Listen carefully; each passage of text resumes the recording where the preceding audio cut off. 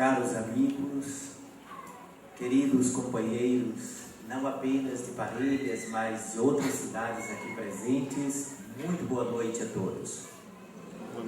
Responderam os que estão mortos, agora quero ver os que estão vivos. Boa noite. Olha, eu escutei aquele murmúrio, eu pensei que era mediúnico. É uma alegria retornar a esta região com a qual me afeiçoei profundamente pelos tantos amigos aqui presentes.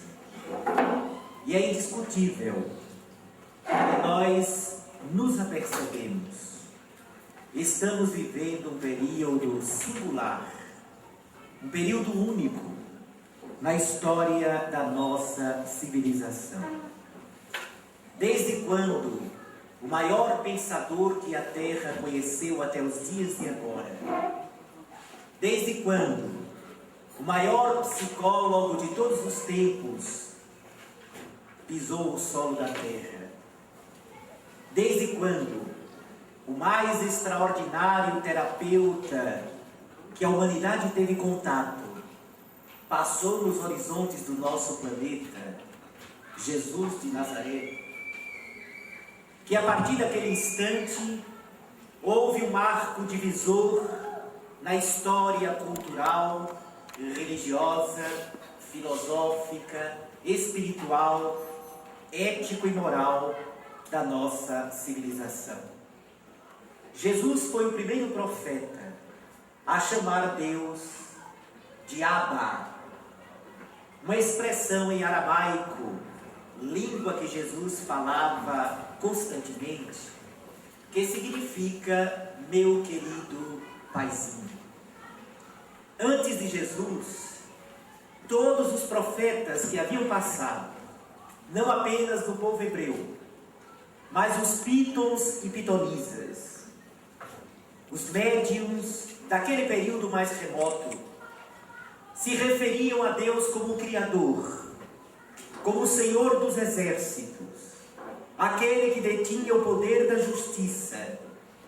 Coube a Jesus apresentar-nos um Deus de ternura, um Deus de profunda misericórdia, um Deus que agasalha, um Deus que ele definiu como sendo o amor.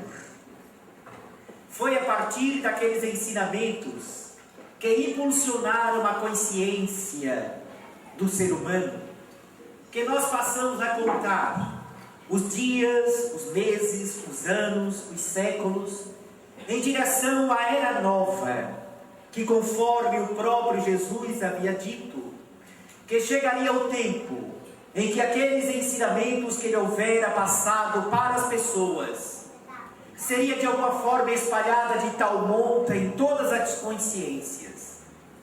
Aquele período em que ele havia dito que chegaria o tempo em que o Pai seria admirado e adorado em espírito e verdade no templo da natureza.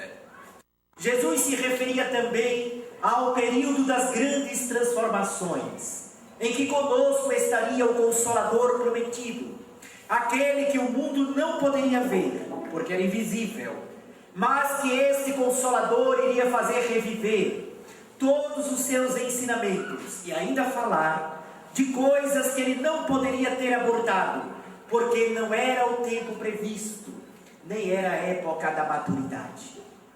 O Sermão da Montanha foi o mais encantador poema que ele ofereceu para os ouvidos humanos, falando de um Deus que agasalha, que balsamiza, que ampara, que sustenta e, sobretudo, que nos entende. Foi ele também que nos dissera: qual o pai que o filho pede pão e ele lhe dá pedra? Foi Jesus que também fez uma referência no futuro da humanidade, quando ele dissera: qual o pastor que, recolhendo todas as ovelhas, percebe que falta uma delas, e este pastor não vai em busca da ovelha que está perdida. Concluindo, ele também dissera: nenhuma das ovelhas que o meu Pai me confiou se perderá. Nenhuma. Quem são as ovelhas? Quem vocês acham que são as ovelhas? Nós, os seres humanos. Nenhuma das ovelhas que o meu Pai me confiou se perderá. Ele falou afirmativamente, taxativamente, demonstrando desta forma que para esse Deus de amor haveria um futuro até para o pecador. Em outra ocasião, diante da indagação de Nicodemos sobre como ocorreria dele chegar à plenitude do reino de Deus, Jesus referendava o conhecimento que era corriqueiro entre todo o povo hebreu. Alcançará o reino de Deus, e para alcançar-se, necessário seria nascer de novo, renascendo da água e do Espírito, renascendo da matéria e renovando-se espiritualmente. Aí estaria a senda para uma era nova para a humanidade. Depois dele, na ilha de Patmos, o grande apóstolo do amor e da ternura, João, o evangelista, no momento de acesso mediúnica espiritual, vê-se arrebatado do corpo, e ele diz textualmente: fui arrebatado em espírito, e uma voz semelhante ao trovão, me mostrando a imagem, começou a narrar-me o futuro da humanidade. O Apocalipse significa o ressurgimento, a recomposição, a mensagem de esperança, porque o Apocalipse cita as grandes transformações a que estaria sujeito toda a humanidade, objetivando a felicidade e a plenitude da criatura na face da terra. O homem tem uma tendência ao pessimismo. O ser humano, ele é pessimista, não por natureza, mas por uma falsa natureza que ele desencadeou. Tanto que nós sempre soubemos que a terra sofreria uma mudança específica, porém transformamos esta mudança esperançosa numa mensagem equivocada do fim do mundo. Recordo-me quando eu era criança, há pouco tempo atrás, vale salientar, que nos falavam que no ano 2000 o mundo iria se acabar. E eu, assustado, com 8 anos de idade, ficava contando quantos anos faltava para 2000, porque eu queria ainda viver algum tempo. Lógico que quando me atingi a faixa da juventude, já conhecendo o Espiritismo, tudo isso havia desaparecido. E, no entanto, muitos ficaram atormentados com a proximidade do ano 2000. O ano 2000 chegou 2001 e ninguém desapareceu, a não ser aqueles que tinham que morrer mesmo, como morre todos os dias e todos os anos. Depois começaram a afirmar que não seria mais 2000. Agora, graças a um documento que encontraram, referente ao estudo do povo maia, estudiosos da astronomia, estudiosos dos fenômenos proféticos, os maias, que tinham como ciência astronômica a convicção que de 5.200 anos em 5.200 anos havia uma alteração na trajetória do planeta. Esta alteração sempre marcava o início de uma nova era, de uma nova etapa para a consciência humana. Os pesquisadores que encontraram este documento se detiveram apenas na palavra que 21 de dezembro de 2012 seria o fim de um ciclo. Pronto. Esqueceram de ler o resto. Ficaram apenas fim de um ciclo. Então, 21 de dezembro de 2012, fim do mundo, fim da humanidade. Absurdo! Os documentos maias não se referiam a isto. Se referiam a que, dezembro de 2012, conforme os seus estudos, a Terra estaria penetrando definitivamente na era de Aquários, encerrando o ciclo da era do Peixes, e a Terra estaria complementando o périplo em torno da sua movimentação pelo sistema solar e concretizando um salto da consciência da humanidade do nosso planeta. Não era, portanto, o final da nossa humanidade, mas o final de uma etapa de um ciclo evolutivo, de uma maneira de pensar, de uma maneira de encarar a espiritualidade, a racionalidade e a religiosidade por excelência. Nós encontramos em O Livro dos Espíritos, a obra base do Espiritismo, a espinha dorsal da doutrina dos Espíritos, nós encontramos uma referência à lei do progresso, quando os Espíritos respondem a Allan Kardec, dizendo que tudo no universo progride, os indivíduos e os mundos. Da mesma maneira como nós progredimos individualmente, os planetas, que são escolas abençoadas onde as almas desenvolvem o seu potencial através da reencarnação, os planetas também atingem etapas de um salto evolutivo, um processo de progresso não apenas material, mas um progresso de natureza consciencial, de natureza emocional, de natureza psicológica, de natureza amorosa, espiritual. Então, o Livro dos Espíritos nos demonstra que a Terra, mundo de expiação e provas, segundo degrau do processo de evolução do universo. E olha como a gente está atrasado, nós estamos ainda na segunda casa, e tem gente que anda tão presunçoso e orgulhoso. Somos habitantes do segundo degrau de evolução, porém estamos vivenciando hoje um período histórico da nossa humanidade.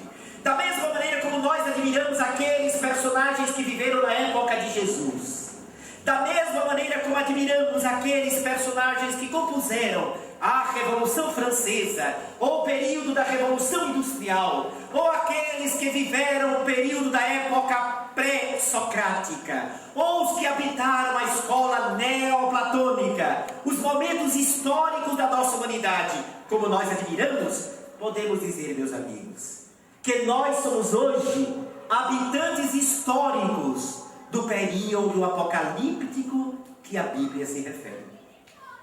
No futuro, quando se forem ler as páginas desta época, nós estamos vivendo esse período e saberão que nós vivemos esse período. É o momento, um marco histórico das grandes transformações. Em nenhum momento Deus ameaçou acabar com o planeta. Absolutamente não. Mas em todas as épocas da humanidade, os grandes profetas, os gênios, os poetas da vanguarda da humanidade, os grandes moralizadores da nossa civilização, as almas fantásticas e escola que passaram na filosofia, na arte, na religião, nas ciências, na administração, no pensamento mais amplo da civilização, todas elas se referiam às novas etapas que teríamos que viver. O Espiritismo, que não é mais uma religião no solo da terra, mas a religião que veio contribuir também para o enriquecimento de todos os caminhos religiosos da humanidade, que veio trazer uma contribuição para que o homem adentre o terreno da sua imortalidade, compreenda a finalidade da sua vida, de onde nós viemos, por que é que nós estamos aqui na Terra, como encontrar a explicação da diversidade da experiência humana, por que é que nós vivemos o que nós vivemos e por que convivemos com as pessoas que nós convivemos. Sobretudo, o que irá nos acontecer depois da morte. Sim, porque essa é a bela notícia que eu venho trazer para vocês nesta noite. Vamos morrer. Que coisa maravilhosa. É uma notícia simpática, agradável. Mas nós vamos, aceitando, não aceitando, o corpo morrerá, mas nós não. A individualidade que somos é imortal, transcendente e prosseguirá a sua experiência depois do corpo de carne, porque nós não somos um bolo de carne, nós somos uma mente constituída de um poder crístico, detentor daquilo que Leon Denis, o grande poeta e filósofo do Espiritismo, costumava chamar de as potências da alma. Nós que somos um anjo em estado de crisálida, em estado de preparação, nós que somos um anjo em construção, somos aqueles detentores do amanhã, aqueles que carregamos o alvorecer de um novo tempo na intimidade da própria alma. Cabe à doutrina espírita agora, através dessas entidades venerandas, através de médiuns sérios e de credibilidade, de criaturas moralizadas, trazer a informação desse novo tempo em que o nosso planeta, na sua lei de evolução, deixará de ser um mundo de expiação e provas para se tornar um mundo de regeneração. Mesmo aqueles que não são espíritas e não afeitos às leituras espíritas, podem se aperceber com a sua sensibilidade deste momento ímpar que nós estamos vivendo. Nunca se buscou tanto a Deus e a espiritualidade como hoje em dia na Terra. Nunca na história da humanidade se fez tanto bem como nesses nossos dias. E digo mais, nunca os povos da Terra viveram tão em paz como hoje em dia, apesar da Síria, da Líbia, do Líbano, dos problemas conjunturais e isolados de determinadas regiões. Porque a última grande guerra mundial aconteceu há quase 70 anos atrás. Antes, não dava nem folga. Tivemos a Primeira Guerra Mundial, que foi de 1914 a 1918, e a Segunda Guerra Mundial, que começou em 1939. Entre uma e outra, tivemos vários conflitos de povos, e todos praticamente na Europa. Sinal da mudança do nosso planeta para melhor. A Europa, na década de 50, funda a chamada União Europeia. A união dos estados, dos países da Europa, os que viviam mais em conflitos, começam a se unir para viver o comércio, a troca econômica, o auxílio cultural. E desta maneira, pelo comércio, pela troca cultural, os países europeus que viviam se digladiando, Inglaterra com a França com a Alemanha, os países dos Balcãs, os países da antiga Iugoslávia, aqueles que guardavam brigas étnicas, começaram a se dissolver e formaram uma grande comunidade europeia que lamentavelmente vive, no momento, problemas econômicos, mas que irão superar, porque a ideia filosófica, ela já é vitoriosa. Desapareceram as guerras intestinas da Europa, sinalizando que nós estávamos adentrando num novo momento, numa nova época entre aqueles países. A América do Sul não vive conflitos belicosos, conflitos de autoagressão ou de agressão a outros povos. As guerras civis praticamente desapareceram do nosso planeta. Só se fala mais em crise econômica, com exceção do Oriente Médio, que lamentavelmente podemos chamar um dos últimos bastiões das sombras na face da Terra, é aquela região do Oriente Médio, mas que a luz também vai se fazer naquela região. Esta análise, esta observação, até para o leigo, consegue observar, por exemplo, que hoje a ciência, sobretudo a medicina, consegue fazer com que a expectativa de vida da criatura na face da Terra atinja na atualidade cerca de 85 anos de idade. No final do século XIX, começo do século XX, a expectativa de vida no planeta, até nos países mais avançados, era em torno de 65 anos de idade, em média. Hoje, 85 anos, e é comum encontrarmos pessoas com 90, 95 e mais de 100 anos. É muito comum.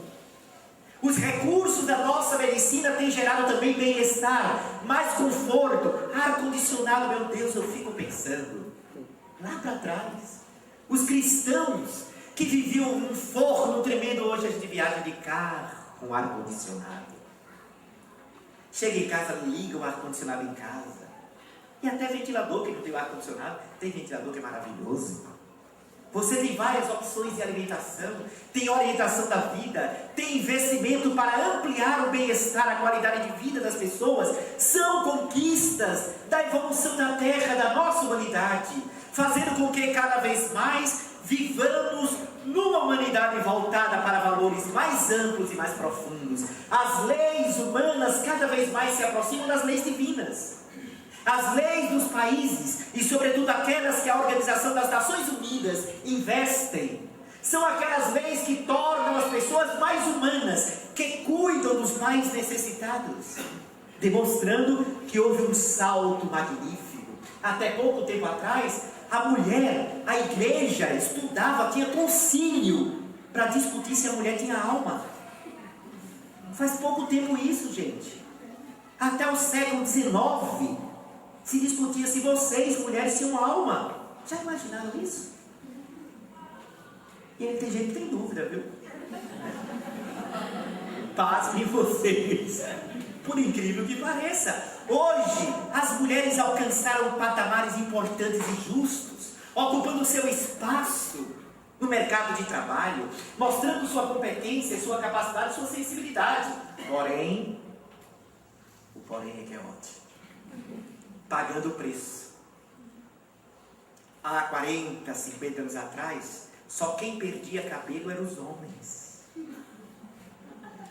Hoje, são raras as casas que você não ouve um grito. Meu Deus! Quando você chega lá no quarto, é ela penteando o cabelo e sai aquela peruca toda. É o estresse devido à competitividade do mercado. Ela tem que dar conta através de sua competência. Até mais do que os homens, porque ela vai mostrando cada dia que tem valor. E esse processo todo fez com que essa evolução, a nossa análise e observação sobre o que é doença e o que é saúde, também sofre o processo de transformação. Na década de 40, doença era definido quando o corpo de uma pessoa era agredido por vírus, bactérias e fungos. Hoje, a definição da Organização das Nações Unidas sobre o que é uma doença depende de fatores, escutem bem, biopsíquico, socioeconômico, espiritual, emocional, psicológico do ser. O que é que isso quer dizer? Não é só quando o corpo é agredido por vírus, bactérias e fungos que a pessoa pode estar doente. Ainda que o seu corpo esteja, entre aspas, saudável, sem essas agressões, porém, se você emocionalmente estiver destrambelhado, você está enfermo. Está com doença psíquica. Exemplo, a enorme quantidade de pessoas que sofrem de depressão. Que é o nosso tema amanhã, em Currais Novos, não me falha a memória, sobre a depressão. Quem quiser escutar, por gentileza, vai a Currais Novos amanhã, que a gente vai abordar a temática.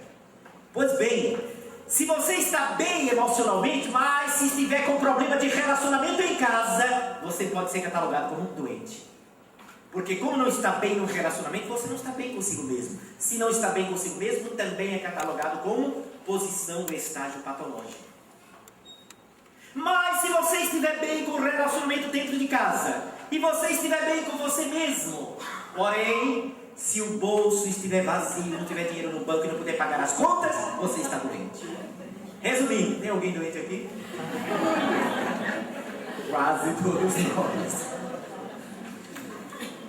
Então a integralidade do ser, a composição holística da criatura, uma visão universalista do ser, você olhar para você de uma maneira mais ampla, para entender como a nossa ciência, pela lei da evolução, está demonstrando cada vez mais o que os espíritos já haviam nos dito. O sistema imunológico nosso tem relação direta com a natureza daquilo que a gente pensa, daquilo que a gente sente e daquilo que a gente faz.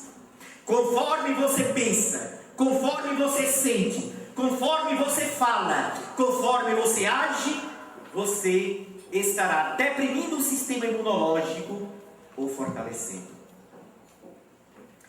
3 sistemas do nosso corpo agem diretamente obedecendo às reações das nossas emoções. Quais são eles? O sistema cardiovascular. Portanto, as emoções agem diretamente sobre o sistema cardiovascular, produzindo reações desde o infarto agudo do miocárdio até um AVC ou aumento da pressão simplesmente, passando pelo sistema endócrino, que é afetado pelos sentimentos pessimistas, destrutivos da criatura, o ciúme, a prepotência e a ambição, reagem sobre o sistema endócrino da criatura, que é um sistema fundamental para o nosso equilíbrio, assim como o sistema, atenção, isso é fundamental, imunológico, que sofre diretamente as nossas escolhas de pensamento. Para vocês terem uma ideia, exemplificando tudo isso que eu falei.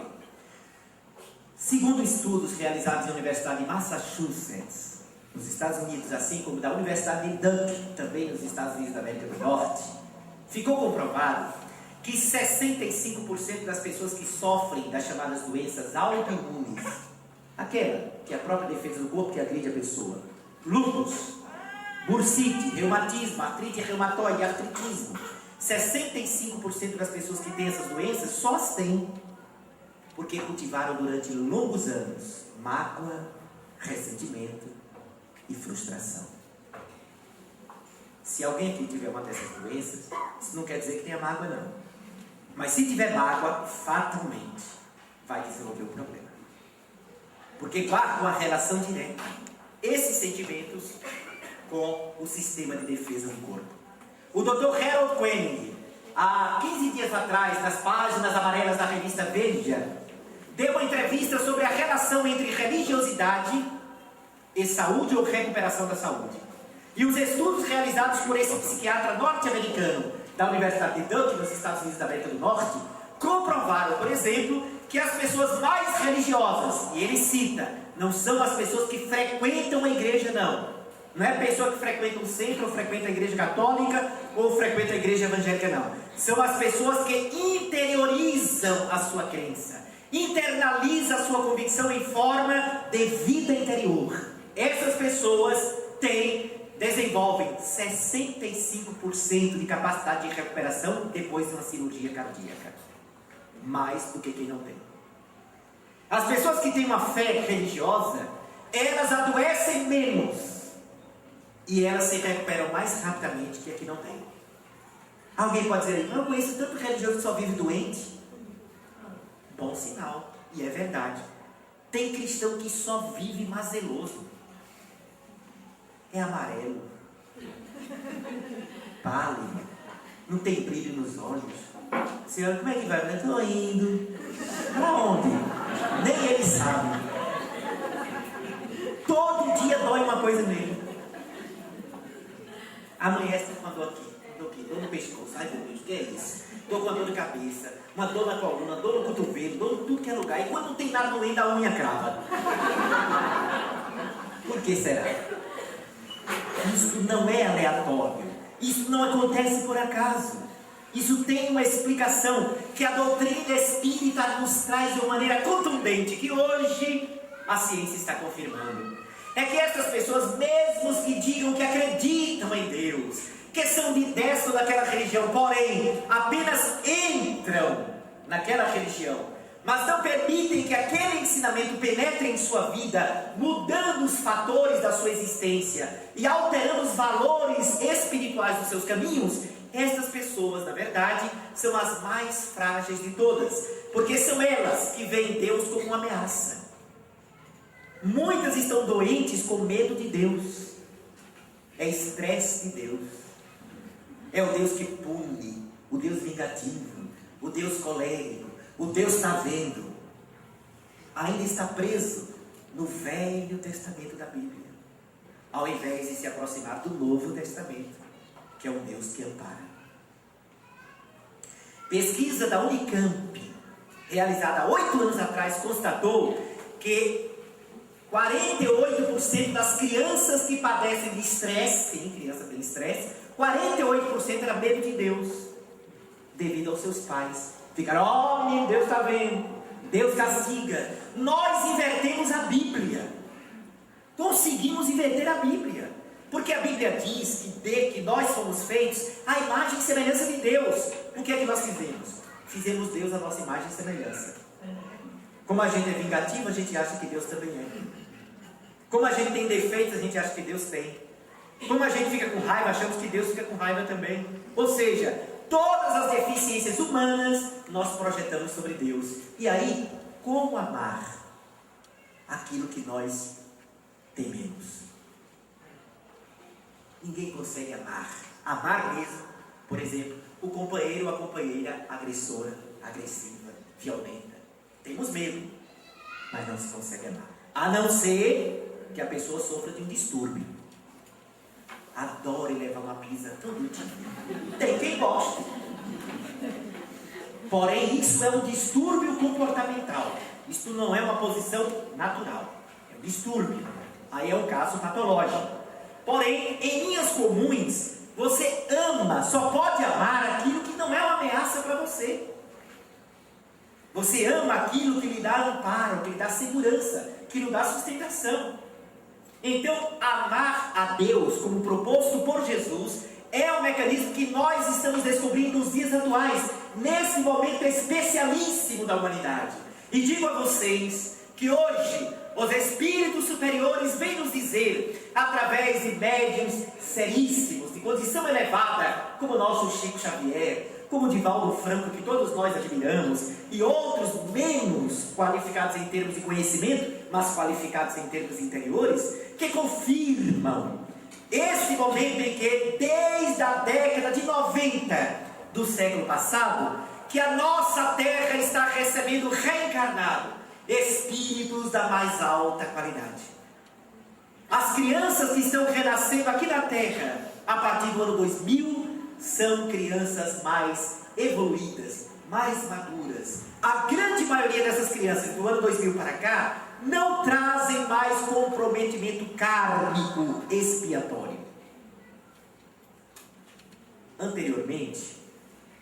Antigamente, quando eu digo antigamente, obviamente que não é na minha época, mas na época de Marinho, nós encontrávamos mais fenômenos teratológicos, né, Marinho? Aqueles casos de deformidades, aqueles casos mais graves que chocavam as pessoas. Hoje, o quadro expiatório é mais no âmbito provacional, é mais sutil, são as emoções. As pessoas são testadas hoje através dos relacionamentos problemáticos, através da ansiedade, uma doença da alma, um ansioso. Eu posso falar isso aqui tranquilo, porque eu sei que ninguém aqui sofre desse mal, ansiedade. O ansioso é aquele que sofre por antecipação, sofre antes do problema aparecer, ele já está sofrendo. O filho vai fazer no vestibular daqui a 3 meses, o pai ou a mãe começa a tomar Rivotril agora.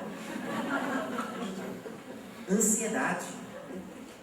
Hoje as provas são mais sutis, delicadas, não tanto agindo no corpo, mas agindo no psiquismo, na alma, nas emoções. Então os grandes espíritos estão voltando. Diz-nos o Dr. Bezerra de Menezes, que está reencarnando neste período aqui na Terra, os antigos profetas bíblicos, muitos cristãos dos primeiros tempos que deram a vida, sacrificando-se no início do cristianismo, estão retornando à Terra nos dias de agora.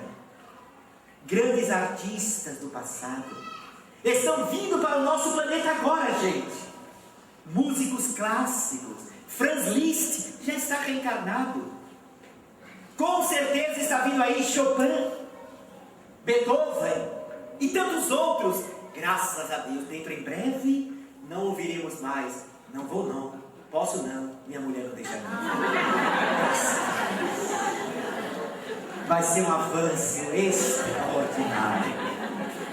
Isso porque eu não quero falar uma outra pior que já saiu agora há pouco.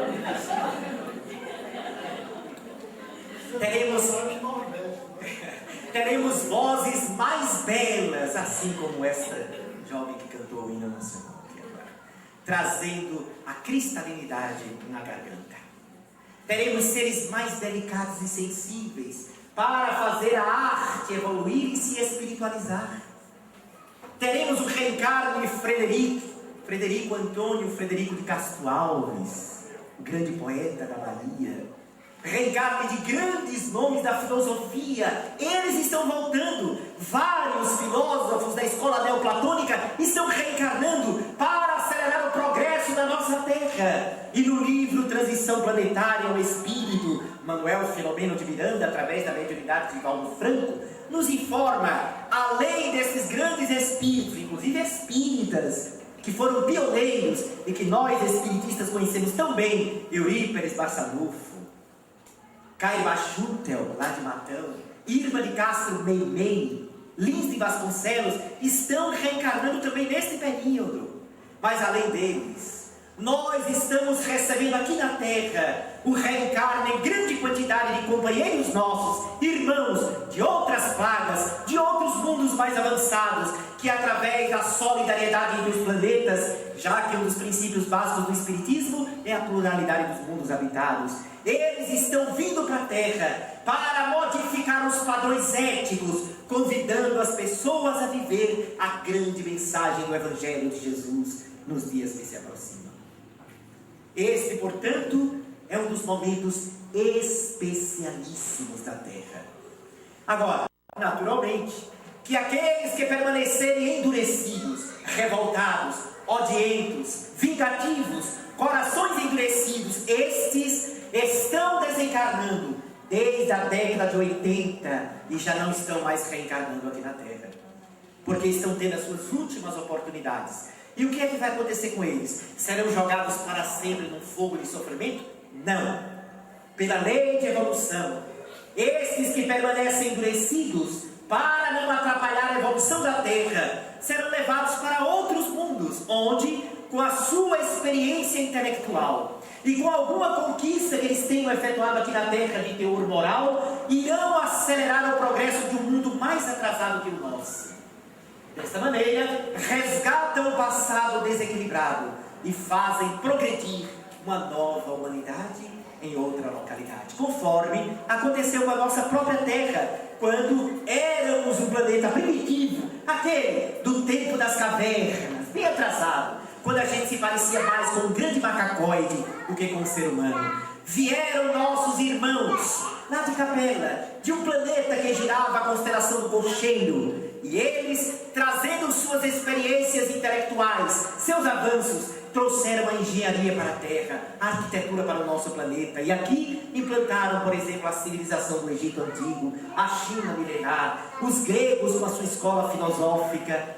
Foi a contribuição dos capelinhos para que a Terra progredisse e atingisse um outro patamar, tornando-se mundo de expiação e provas. Por quê? Porque os capelinhos eram almas endurecidas lá, que vieram expurgar aqui o seu passado delituoso. Daí a Terra tornou-se mundo de expiação, para que expiassem o seu passado. A raça adâmica é uma dessas raças. A história de Adão e Eva, na concepção espírita, é uma história simbólica, referindo-se a esta nova raça que foi implantada aqui na Terra. A Bíblia é um livro maravilhoso, cheio de conotações simbólicas. À medida que a gente vai evoluindo, progredindo espiritualmente, a gente vai entendendo melhor. Então compreendemos, por exemplo, conforme a ciência atesta, que o homem não nasceu apenas 5.000 anos atrás. Já estamos aqui há muito tempo e em várias partes do planeta. Às vezes as pessoas dizem assim, mas como é que pode?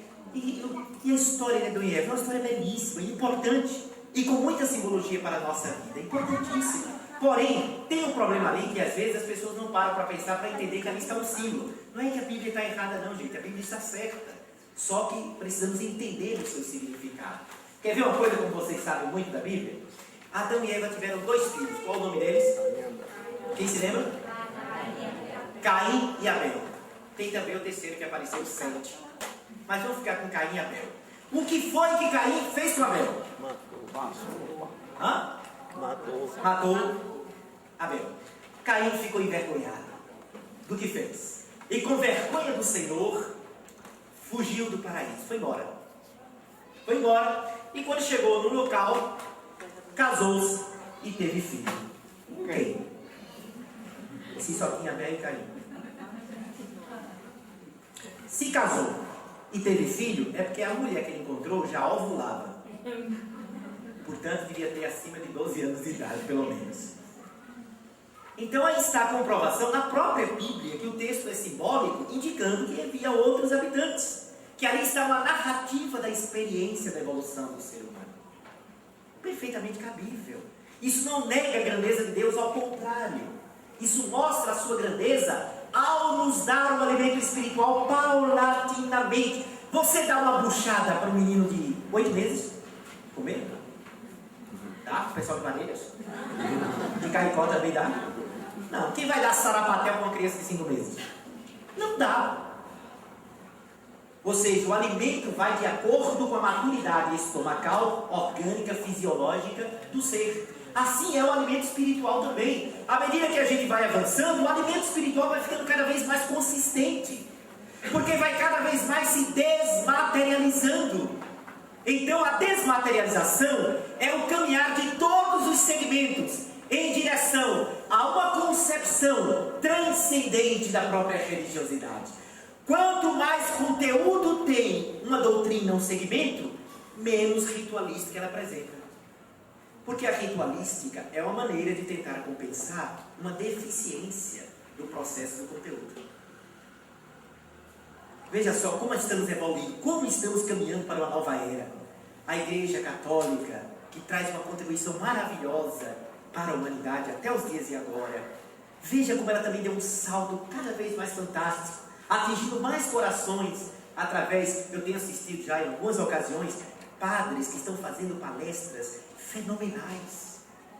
Eu particularmente adoro assistir o canal Canção Nova? Canção Nova. Tenho escutado palestras, exposições, sermões maravilhosos. Agora imagina como era antes, quando a missa era toda em latim.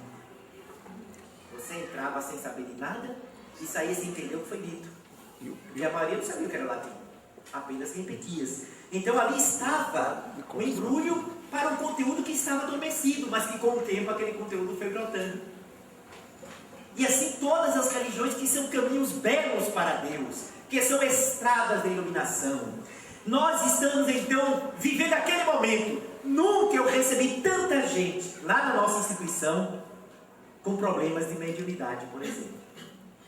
Crianças e jovens que estão vendo espíritos e escutando vozes espirituais. Vou contar um fato muito interessante. Isso ocorreu há 4 meses atrás. Chegou um casal que frequenta uma igreja evangélica com um filho de 8 anos de idade. Esse casal, eu escutei quando ele falou: quem é o Frederico? Aí eu falei para ele: sou eu, meu amigo. Olha, eu vim aqui porque não é aqui que vocês mexem com essas coisas. Eu que não presto. Eu disse: que coisa? Ele disse: não, aquele negócio. Eu disse: que negócio? Eu queria que ele falasse o nome para desanuviar. Não, um negócio assim, espírito. Ah, muito bem, aqui a gente trata também disso. Não, é porque esse meu menino, há 2 anos, pouco mais de 2 anos, que ele está vendo, aparece uma pessoa, ri para ele, ele fica meio assustado, mas sente-se bem com a pessoa, mas ri, ele fica, porque a pessoa desaparece. Aí ele sabe que não é uma pessoa aqui da gente. O senhor quer dizer da gente como? Claro que eu sabia. Senão assim, como a gente? Como a gente como? Que já morreu. Ah, tá certo, muito bem. Aí ele disse, explicou a coisa, por que o senhor veio aqui? Não, veio o seguinte: olha, um dia eu estava na sala vendo um álbum da família, eu, minha esposa e ele.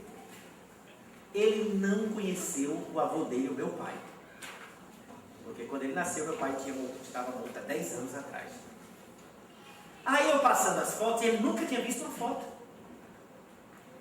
Quando eu passei, ele olhou e disse: ó, pai, é esse homem que está aparecendo aqui para mim. Era o avô dele, o pai. Aí ele parou, se assustou. Sabe por que ele se assustou? Porque ele disse: peraí, quando eu disse ao pastor que meu filho estava vendo um homem que ria para ele e desaparecia, sabe o que o pastor disse? Disse que era um demônio que estava aparecendo com meu filho, perturbando. Meu pai não é demônio, não. Aí eu vim aqui. Então foi feito um tratamento, conversamos com a criança, encaminhamos o processo. A criança não teve mais contato, porque foi feito contato com o avô. E aí, quando eles retornaram, ele disse assim: eu tenho que deixar minha igreja para vir para cá. Eu disse: não, o senhor vai continuar na sua igreja. Continue lá. Não é lá que o senhor se sente bem? É, eu gosto muito da minha igreja. Continue. Deus está em toda parte. Jesus está em toda localidade. E o bem não tem templo. Quem ergue as paredes são os homens. Para Deus as paredes desaparecem. Ele abriu um sorriso desse tamanho, se despediu quando ele estava mais ou menos a uns 20 metros, olhou para trás e disse: e agora eu vou voltar porque eu sei que meu pai não é demônio não, vai em paz. E foi embora. Nunca recebemos tanta criança e jovem, não espíritas, que estão vendo e comprovando a imortalidade da alma. Aí eu me lembro daquela passagem bíblica em que é dito: derramarei meu espírito sobre toda a carne. Jovens teriam visões, crianças teriam percepções, sonhos premonitórios. Está lá no texto evangélico, demonstrando a diversidade dos carismas a que Paulo de Tarso se refere nas suas cartas epistolares, sobretudo na primeira epístola aos Coríntios. quando ele fala sobre a diversidade dos carismas, e que uns teriam o dom de profetizar, outros de falar línguas estranhas, outros de escrever, outros de interpretar sonhos, e assim sucessivamente. A mensagem da imortalidade da alma é a mensagem mais vigorosa dos tempos de agora, porque para comprovar que estamos em plena transição do planeta para um mundo melhor, hoje a ciência, que antes era fatidicamente materialista, através da física, que era a mais materialista de todas, graças à física quântica, ela diz que o materialismo deixou de existir por falta de matéria. Porque hoje a física comprova que a matéria é apenas a energia do estado de condensação. Desaparecendo a força de coesão atômica que age ali na intimidade das partículas subatômicas, tudo volta a ser energia.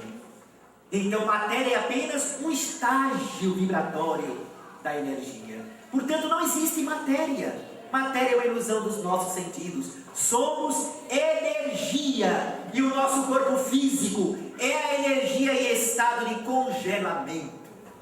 O espírito André Luiz escreveu através de Chico Xavier, na sua obra magistral Evolução em Dois Mundos, que matéria é luz coagulada. Olha que coisa linda. Olhem bem para mim, por favor. Não tire os olhos de mim agora não. Aproveita. Vocês estão olhando para a luz congelada que é o meu corpo. E se pudessem ver o espírito que eu sou, estariam olhando para a luz plena. E eu digo que olhando para vocês, eu estou vendo exatamente a mesma coisa. Luz congelada que é o corpo e luz plena se eu pudesse ver o espírito que vocês são. Essa é a nossa realidade, a nossa natureza. A física vai estudando isso. O Dr. Amit Goswami, um dos mais extraordinários físicos da atualidade, que quase ganhava o prêmio Nobel de Física, escreveu 2 obras que eu considero magistrais. Escreveu outras, mas essas 2 eu recomendo. Quem não tem hábito de ler livro científico vai ficar meio confuso, mas vale a pena. É A Física da Alma, em que ele comprova a reencarnação e imortalidade da alma, a presença de Deus, através da física quântica. E o outro é o Universo Autoconsciente, em que ele prova que a consciência é a base de todo o universo, e que a consciência transcende a morte do corpo físico. Podemos citar também o Dr. Bruce Lipton, o maior catedrático especialista em célula do planeta, criador da chamada ciência da epigenética. Ele era ateu. No livro dele, A Biologia da Crença, Bruce Lipton diz, era ateu, mas estudando as células, ele chegou à conclusão da existência de Deus, da imortalidade da alma e até da reencarnação. Está na obra A Biologia da Crença. Se vocês adquirirem, é um livro muito bem escrito, uma linguagem simples que todo mundo, mesmo sem ser cientista, entende. E o Dr. Francis Collins, o pai do estudo do genoma humano, aquele que dirigiu a análise e a descoberta de todo o genoma humano. Francis Collins escreve a obra A Linguagem de Deus, mostrando como Deus se apresenta através do DNA. Então estamos nesse momento fantástico da humanidade, esse momento auspicioso, maravilhoso, e nós estamos buscando cada vez mais e entendendo, ao observar a enorme quantidade de caravanas distribuindo sopas, de grupos distribuindo roupas e cestas básicas, de organizações não governamentais sérias, porque tem as picaretas, que estão promovendo a cidadania humana, a luta contra a desonestidade e a corrupção, inclusive em nosso país, que tem que acabar um dia. Estão reencarnando já aqueles que vão assumir a política nobre do planeta no futuro, não apenas no Brasil, mas em várias partes do país, do planeta. Graças a Deus, né? Que ninguém aguenta mais. Então esse é o momento privilegiado que nós estamos vivenciando. Estamos reencarnados, estamos na carne, estamos na terra, num momento histórico, gente. O que tem de espírito doido para estar no lugar da gente não está no gibi. Porque a Terra tem 7 bilhões de almas reencarnadas. E 25 bilhões querendo reencarnar. Por isso que aumenta a nossa população. Muita gente diz assim, ora, se a reencarnação é a volta do mesmo espírito em nova carne, como é que no século XIX tínhamos 1 bilhão, por exemplo, e hoje temos 7 bilhões? Se é o mesmo espírito que vai e volta. Não é o mesmo Espírito apenas que vai e volta. Porque há transmigração entre os mundos. Lendo o livro dos Espíritos, você encontra isso colocado lá, na base dos princípios fundamentais. Os mundos recebem nova leva de espíritos. E Deus não cessa de criar, porque Deus não para. Jesus disse isso: meu Pai não cessa de trabalhar e também eu não cessarei. Jesus colocou isso, está lá no Evangelho. Então não foi criar aquele grupo de almas, só esses aqui, e não vai criar mais nada? Não, porque nos 7 dias ele não descansou. Olha, novamente a gente invertendo as coisas, porque a gente cansa, acha que Deus fica cansado.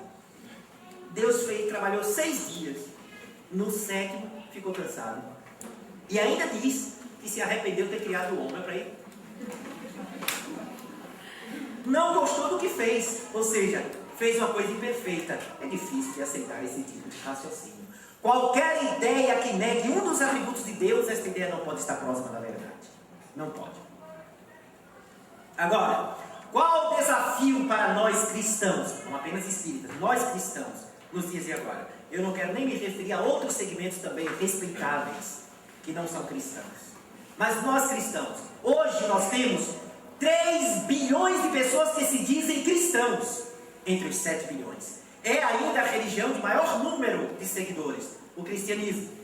Porém, por que é? Qual a diferença entre os primeiros cristãos, que eram poucos, e os cristãos de hoje? É porque os primeiros cristãos, gente, eles eram dadivosos. Eles queriam ser criaturas a servir o próximo. E os cristãos de hoje querem ser servidos. Os primeiros cristãos oravam assim: Senhor, o que queres que eu faça? E como é que ora o cristão de hoje?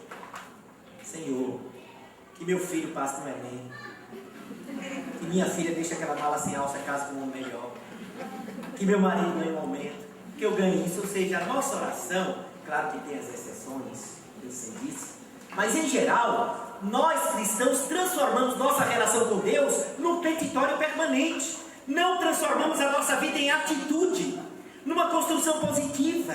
Já temos cristãos demais, poderíamos estar transformando esse planeta muito mais rapidamente. O problema é que a gente não toma atitude. A atitude de amar, a atitude de investir no amor que fortalece o nosso organismo, no amor que nos faz mais feliz. É o amor que faz você ter um brilho nos olhos, a pele radiante, rejuvenescida. Quando você vê uma pessoa solidária, altruísta, fraterna, veja como elas nunca parecem a idade que têm. São sorridentes, a célula é irrigada, a pele é bonita. Mas veja aqueles que estão o tempo todo querendo só ser servido, querendo receber, egoisticamente querendo receber. A pele é demasiada, sofre mais diretamente a força da gravidade, tudo cai. A bochecha cai, os olhos caem, tudo. A pessoa fica para baixo, pessimista, negativo. Já o consciente, que se preocupa em servir ao outro, quando você faz o bem a alguém, a nossa ciência mostra isso. Quando você faz um bem a uma pessoa, o seu organismo começa a produzir mais dopamina, serotonina, noradrenalina, e isso dá uma sensação de prazer, de êxtase. Quando você está orando, de sentimento, não é orando decorado não, viu gente? O Pai Nosso decorado não tem valor nenhum. Tem gente que fala assim: Pai Nosso que está no céu, tem muriçoca hoje, não tem valor nenhum essa oração, essa ilusão. Que vai valer, se quiser orar o Pai Nosso, ore, que é belíssimo, mas ore com o coração, sentindo o que está dizendo. Então, quando você ora com o coração, estudos realizados em universidades europeias e americanas comprovaram, através de estudos de eletrodo colocado no cérebro de monges do Tibete, que quando estavam meditando entraram em êxtase. O sistema límbico deles foi a área ativada do cérebro quando estavam em êxtase, comprovando a relação direta. O cérebro humano, dizem os cientistas, foi preparado pela natureza, quando eles não querem chamar de Deus, né? O cérebro humano foi preparado pela natureza para buscar Deus. O cérebro nosso está preparado para a divindade. Isso é comprovado na história da evolução do nosso cérebro. Ou seja, dentro de nós está o requisito para Deus. Por isso que Jesus disse que o reino de Deus está dentro de vós. Não está ali ou acolá, está na intimidade de cada um de nós. O que a gente fica aspirando quando morrer, encontrar um paraíso, um Éden, na verdade está na gente. das qualidades do paraíso espiritual, na verdade já está aqui. É apenas um encontro consigo mesmo. Céu e inferno é um estado de consciência, primeiramente. Por isso que o reino de Deus está dentro da gente. Tanto é verdade que muita gente, por exemplo, a gente morre de medo de morrer. Não é verdade ou não? Ou vocês são diferentes? Claro que é verdade. Eu fui assistir uma palestra a convite de um padre, isso há uns 10 anos atrás. Eu estava com folga e fui assistir essa palestra. Quando eu estava lá, o padre disse era Fred Wagner, porque ele é um grande orador. E o tema do padre foi a vida no céu. Eu fiquei curioso. Quero ver o que é que ele vai dizer, como é a vida no céu. E realmente ele era um extraordinário orador, um palestrante que prendeu a atenção da gente. Todo mundo ficou assim, ó, maior silêncio. E ele foi discorrendo sobre a vida no céu. Aqui para nós, vou contar um segredo para vocês. Escutando ele falar, eu tive certeza que ele leu o livro O Céu e o Inferno de Allan Kardec. Porque ele falava exatamente como o Espiritismo mostra. Ele disse, lá no céu temos casas, temos flores, temos pássaros. Está aí nosso lar. Lá no céu tem cores que nós não conhecemos aqui. Está aí o que os Espíritos têm dito através dos médiuns cegos em várias comunicações. Elementos tem diferentes daqui da Terra, mas tem muita coisa da Terra. A doutrina espírita também fala a mesma coisa. Então aquele homem falou tão bem, foi tão lindo ele falando como é a vida no céu, que parecia que ele tinha vindo de lá. Quando ele terminou, ele fez 2 perguntas chaves. A primeira, meus irmãos, disse ele, agora que eu expliquei a vocês como é a vida no céu, tão bela, tão rica, tão maravilhosa, quem aqui de vocês gostaria de ir para o céu quando morresse? Todo mundo levantou a mão, inclusive eu, claro. Aí ele fez a segunda pergunta, e quem quer ir para o céu hoje? Ninguém levantou a mão, inclusive eu. Isso acontece com os espíritas também. Eu cometi uma gafe certa feita. Fui visitar um grande escritor espírita, que na minha adolescência eu li muito os artigos dele. Formou a minha consciência doutrinária. Muito conhecido ele no meio espírita. E ele estava muito doente, eu não o conhecia pessoalmente. E quando eu estava até com o Divaldo Franco, ele disse, vamos visitar fulano. Eu fiquei feliz, porque eu ia conhecer aquele homem que foi tão importante na minha formação intelectual espírita. Quando eu cheguei lá estava aquele homem frágil, já com mais de 90 anos de idade, pele e osso. Eu segurei na mão dele, ele falando bem baixinho. Aí eu cometi a besteira, eu estava tão empolgado que eu estava falando com ele, que disse assim, quer dizer que o guerreiro aí da luz está preparado para a nova etapa que virá. Aí ele disse, não meu filho, eu tenho tanta coisa para fazer ainda. Eu percebi que ele não estava preparado para ir, não queria ir. É assim mesmo. Todo mundo diz, quando eu morrer eu quero ir para nosso lar, o campo da música, com os namorados de lado. Quer ir para nosso lar hoje? Não. E tem gente que ainda vai empurrando com a barriga. Aí começa a dizer, Senhor, olha, meu filho, deixa eu formar meu filho pelo menos. Aí formam os 2 filhos. Depois que formam, eu queria ver os empregados trabalhando, não me leve agora. Aí os filhos estão empregados trabalhando, mas eles estão noivos. Eu queria tanto ajudá-los a casar. Aí os filhos casam, e o cara não morreu. A esposa ficou grávida, meu neto. Eu queria tanto ver meu neto. Aí nascem os netos. Ai, não quero, Deus, queria tanto contribuir para o neto ficar parado. Vai empurrando. Você, daqui a pouco, me deixa aqui. A gente vai fazer negócio com Deus porque não quer partir. E não quer partir, basicamente porque a consciência da gente incomoda. A gente sabe que não é e nem faz aquilo que já poderia estar fazendo. E isso incomoda. Por isso que a partida de um justo é tão suave e tranquila. Porque a consciência dele diz que ele fique tranquilo. Cada um vai, depois da morte, para o ambiente que construiu dentro de si mesmo. Como a gente sabe que construiu alguma escolha meio complicada, a gente fica com medo de partir. Com exceção de vocês aqui, mas a humanidade é assim. O despreparo para o que vem depois. Então a doutrina espírita vem trazer essa contribuição para entendermos essa etapa que nós estamos experimentando aqui. Nós somos convidados hoje, meus amigos, a contribuir com esses novos espíritos evoluídos que estão vindo. Nossa tarefa é preparar o caminho amainar no terreno, para que estas almas maravilhosas, encontrando um terreno melhor preparado, possam dar prosseguimento ao seu compromisso com os céus. Agora, se eles chegarem aqui e encontrar tudo desarrumado, vai retardar a tarefa de cada um deles, porque terão que fazer aquilo que a gente deixou de fazer.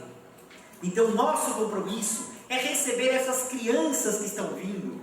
Fora do meio espírita, chamam de crianças índigo e criança cristal. Nós chamamos habitualmente, na linguagem nossa, crianças da nova era. O que tem de avô, sobretudo avô e avó, orgulhoso, eu acho que meu filho é índigo. E quando é mais empolgado é cristal, que é mais avançado ainda. Às vezes a criança é apenas hiperativa, mas a gente quer que seja índigo. Calma, tem muitos. Será que meu filho é cristal ou é índigo? E às vezes é latal. É o resquício que está vindo aí. Não vamos colocar nomes, definir nomes em cima dos nossos filhos. Não, vamos auxiliá-los, dar a eles religiosidade. Os nossos avós ensinavam os filhos uma religião, ensinavam a orar antes de dormir. Os pais de hoje não estão fazendo isso. Não estão apresentando Deus para os seus filhos. Às vezes até creem, mas não estão repassando para os filhos. Ora, se a minha crença é um tesouro para a minha vida, por que não é um tesouro para o meu filho? Não, quando ele crescer, ele escolhe, é perigoso. Porque ele vai crescer sem base, sem estrutura, sem raiz. Nos primeiros vendavais, ele vai tombar, porque não tem onde se sustentar. É melhor agora, antes que o materialismo e a descrença possa tomar conta da vida deles. Agora, os filhos vão dormir hoje, o que é que eles fazem? Em vez de ensinar a orar, 5 minutos só para jogar o videogame, depois pronto. Fica lá jogando, em cima da cama, 5 minutos para poder dormir. É a prece. Vamos apresentar Deus aos nossos filhos. Vamos falar de Deus para os nossos filhos. Fazer o evangelho no lar, uma vez na semana pelo menos com eles. Partilhar com eles uma reflexão sobre os valores mais profundos da vida, para que os nossos filhos não caiam nos mesmos equívocos que nós caímos da normose. Vocês sabem o que é normose? Esse é um termo criado pelo Dr. Pierre Rivail, psicólogo que foi reitor da Universidade da Paz de Brasília, ele era suíço, desencarnou há pouco tempo, há uns 2 anos atrás. Ele diz que normose é aquelas pessoas que fazem tudo igual a todo mundo, para ser aceito pelo grupo. Não é diferente nada. Se aparecer uma moda tal, ele quer usar aquela moda para ficar igual com todo mundo. Repete atitudes, ao invés de serem originais e construir uma realidade diferente a partir da sua construção de personalidade pessoal. Quanto mais evoluído é o espírito, sai da normose. Não está preocupado de ser igual a todo mundo, ou de ser aceito por mecanismos externos, e sim de ser aceito pela bondade e pela generosidade do próprio coração. Gente, ficou cansativo para vocês? Ficou legal mesmo? Olha, cristão não mente não, viu? Quem entendeu e gostou, levante a mão só para ter uma ideia. 99,4%, isso é bem, Cláudio. Então, meus amigos, esse momento da transição do nosso planeta é um momento de muita esperança. Muita coisa linda vai acontecer na Terra. É verdade que vão acontecer também terremotos, vulcões, mortes coletivas. Vai continuar acontecendo, não é novidade, sempre aconteceu. Tem aumentado o número também, é verdade. Porém, não só está acontecendo isso não, de ruim. Está acontecendo muita coisa maravilhosa. E o que vem depois é coisa lindíssima, a despontar uma era de ouro para a nossa humanidade. É um novo renascimento, é uma renascença espiritual. Como houve a renascença no passado, no século XVII, século XVIII, nós temos hoje uma renascença espiritual em pleno século XXI. Vamos acordar todos os dias com otimismo, com a busca dos valores espirituais, e que a gente possa acordar e cantar para a humanidade dessa maneira, dizendo para o mundo: hoje eu acordei feliz a cantar, uma alegre canção sem tergiversar. Não vale ser triste, não pares na dor, sorri, amigo, na paz do Senhor. Olha os campos, os pássaros, as flores, a noite e os céus com seus esplendores. A vida é bela, sublime é o amor. Cantemos alegres louvando ao Senhor.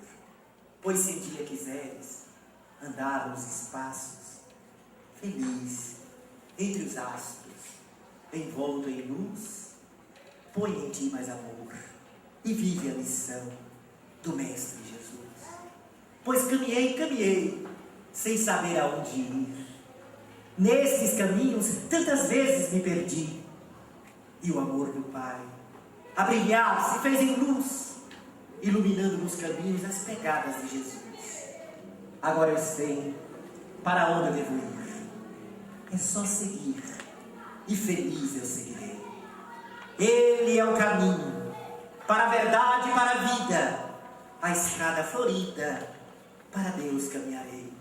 E quando as dores do mundo e as nuvens da tempestade ameaçarem a nossa paz, vamos recordar o que disse o poeta da música popular brasileira: não tema, o arco-íris é sempre mais lindo depois dos temporais. E diante do grande aprendizado que todos nós estamos fazendo neste período de transição do planeta, vamos cantar como cantou inesquecível Gonzaguinha: viver e não ter a vergonha de ser feliz. Cantar a alegria, a beleza de ser um eterno aprendiz. Eu sei que a vida devia ser bem melhor, mas será. E isto não impede que todos nós repitamos: é a vida. E a vida é bonita e é infinitamente bonita. Muita paz. Que Deus nos abençoe.